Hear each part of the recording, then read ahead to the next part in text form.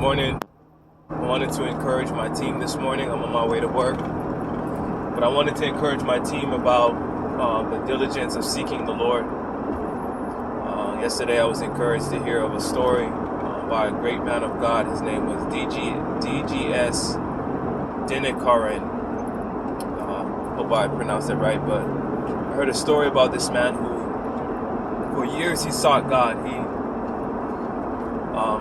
purposed in himself to seek God day and night, spend some time in the morning and spend some time in the evening just seeking the Lord, seeking His face. He had a hunger and desire to know God on a deeper level.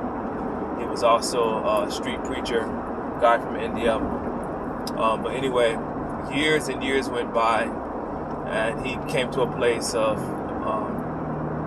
telling the Lord that if he did not have an encounter with the Lord, if he did not have,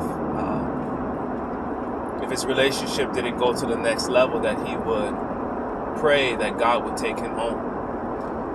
Because he told himself, what good am I on earth if I don't know you deeper,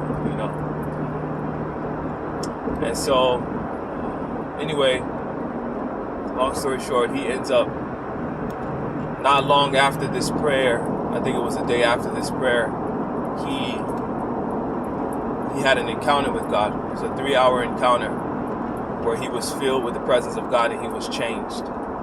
And the Lord reminded him about years prior, I think it was 7 years before, where he would pray. And the Lord brought up specific moments and days and times and the specific prayers that he prayed, and he recounted them back to him. And so, this has been my desire since I had my first encounter with the Lord that changed my life. And it's something that I always pursue. It's something I pursue.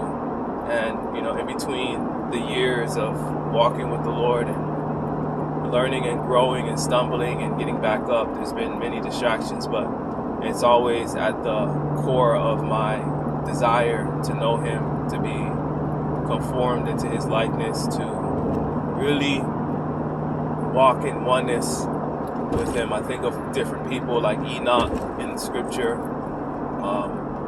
where it talks about he walked with God until he was no more. And then Jesus, how he walked with the Father in intimacy. And so anytime that we're doing anything encouraging the believers, especially as an evangelistic ministry, the core of all we do is centered around knowing the Lord. And so it'll never leave that place. All that we do is from a place of wanting to. It's kind of like